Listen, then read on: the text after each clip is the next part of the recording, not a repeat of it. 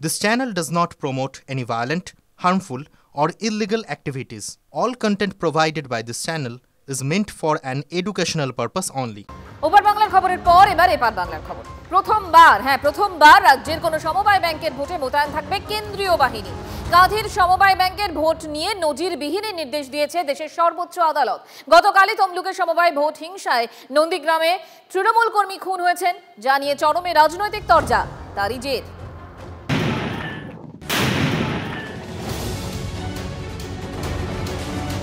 রবিবার রাতে তমলুকে সমবায় ভোটে হিংসায় খুন তৃণমূল কর্মী। আর সোমবার সমবায় ভোট নিয়ে নজিরবিহীন নির্দেশ দিল সুপ্রিম কোর্ট। এবার সমবায় ভোটেও মোতায়েন থাকবে কেন্দ্রীয় বাহিনী। কাঁথি সমবায় ব্যাংকের ভোট নিয়ে নির্দেশ শীর্ষ আদালতের।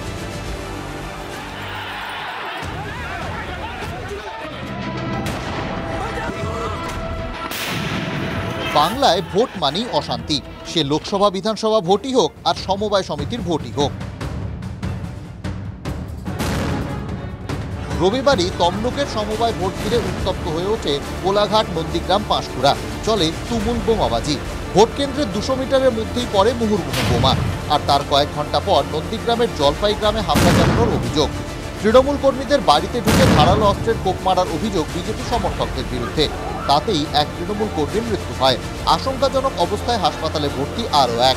প্রতিবাদে নন্দীগ্রামে পথ অবরোধ করে তৃণমূল।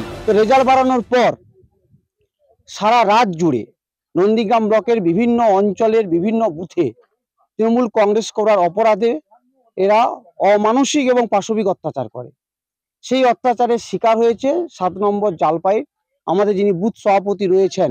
ঘটনার সঙ্গে ভারতীয় জনতা পার্টির কেউ যুক্ত নয়, এটা সম্পূর্ণ তাদের পারিবারিক বিষয় ছিল এবং দুজনই মদ্যপায়ী, মাতাল অবস্থায় যা ঘটনা ঘটেছে। এই আবহের মধ্যেই এবার সমবায় ভোটে কেন্দ্রীয় বাহিনী মোতায়েনের নির্দেশ দিল সুপ্রিম কোর্ট।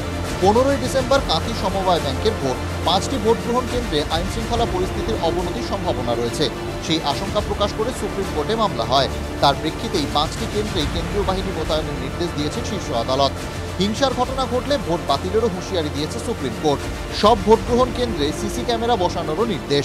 সরাসরি পার্টির ইনভলভমেন্ট নেই, সেখানে প্যারামিলিটারি ফোর্স দিয়ে ভোট করতে বলছেন এবং সুপ্রিম কোর্ট বুঝে গেছে এই বাংলাতে গণতান্ত্রিক পদ্ধতিতে নির্বাচন হয় না।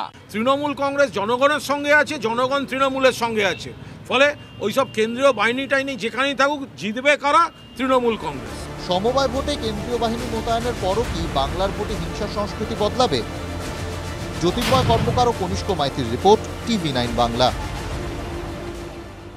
আবহাওয়ার খবর এবার দেবো আপনাদের সুখবর। বাধা কাটিয়ে শীত আসছে কলকাতায়। কবে আসছে অবশ্যই জানাবো আপনাদের। আমাদের সঙ্গে টেলিফোনে রয়েছেন আমাদের প্রতিনিধি কমলেশ চৌধুরী। কমলেশ, কি খবর পাচ্ছি আমরা?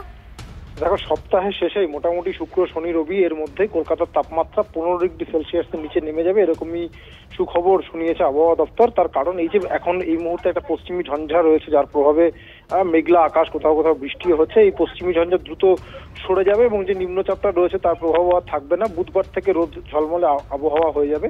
এই ঝঞ্ঝার প্রভাবে আমরা দেখাচ্ছি কাশ্মীর, হিমাচল, এমনকি সিকিমেও তুষারপাত হয়েছে।